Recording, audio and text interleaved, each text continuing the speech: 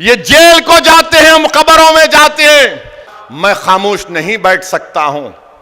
खामोश बैठना मेरी फितरत में नहीं है। मेरे मां ने, मेरे बाप ने मुझे कहकर पाला और पोसा कि चाहे कुछ भी हो जाए असद, तू लड़ता रहे, पुकारता रहे, अपने हक के लिए लड़ता रहे। मैं अपनी मां को शर्मिंदा नहीं कर सकता। मैं अपने मरहूम वालिद को दिया हुआ वादा उससे मुकर नहीं सकता। मौत मुझे खामोश कर सकती है।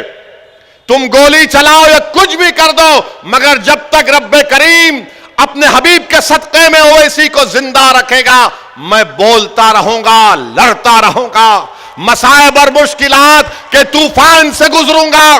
तुमने एक मर्तबा मेरी गाड़ी पर 6 गोलियां चलाई, दोबारा चलाओ प्यारे, मैं तैयार हूं। इस गरीब और मजलूम कौम के लिए मरने को तैयार हूं। तुम चलाओ गोली, कितनी गोली चलाओगे?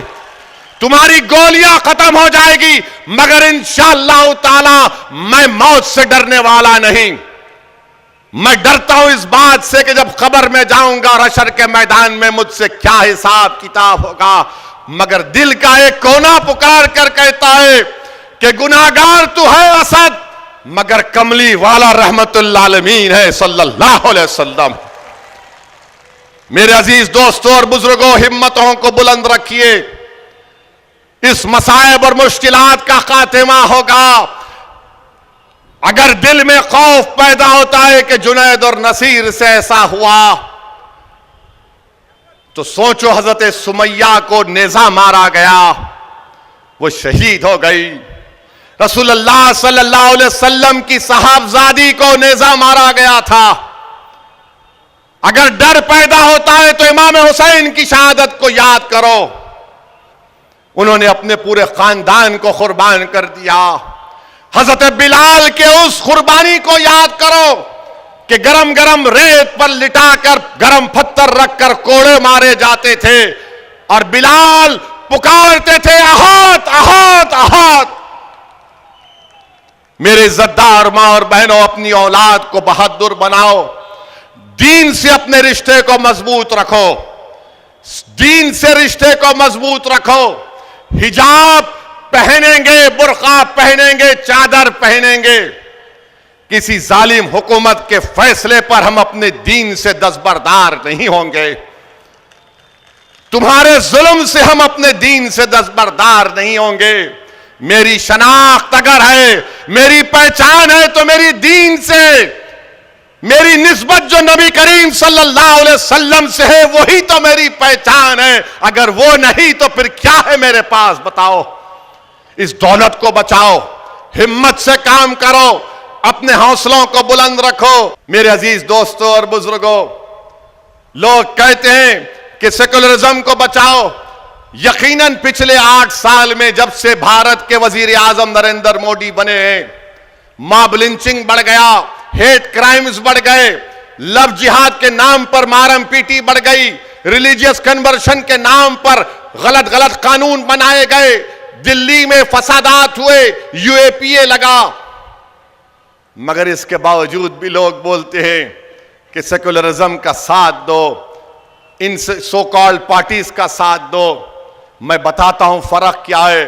फर्क यह है कि जुनैद और नसीर की जली हुई लाशें उसके घर को आई। जुनैद के घर को मैं गया था जमील खां के साथ, और जुनैद के 6 बच्चे और जुनैद का बड़ा भाई जो नीम पागल है उसके 7 बच्चे, यानी 13 बच्चों की जिम्मेदारी जुनैद पर थी। जुनैद और नसीर के घर में जली हुई लाशें आई। हाफिज जुनैद को ट्रेन में 16 साल के बच्चे को मार दिया गया, उसकी लाश अपने बाप के घर को गई। रगबर को मार दिया गया, उसकी लाश उसकी बीवी के पास गई जो बेवा हो गई। पीलू खान को मारा गया। अब बताओ आप, इनको क्या होता है ये सेकुलर पार्टियों को? ये सिर्फ जेल को जाते हैं, हम कब्र में जाते हैं।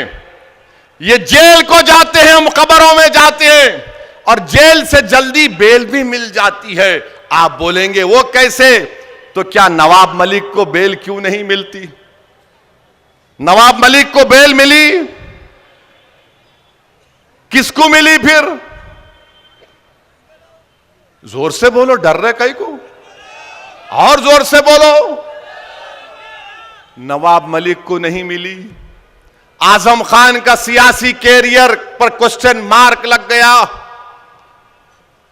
आप बताओ फिर, एक जर्नलिस्ट का उत्तर प्रदेश में 2 साल के बाद बेल होती है तो उसकी जमानत के लिए कोई तैयार नहीं होता श्योरिटी देने के लिए। मैं सलाम करता हूं हमारे उस हिंदू भाई को जो जर्नलिस्ट है, जिसने अपने घर के कागजात ला कर रखा है। 20 दिन कोई श्योरिटी देने तैयार नहीं हुआ। मेरी इज्जतदार मां और बहनों, मेरे बुजुर्गों, मेरी एक एक बात पर गौर से सोचिए।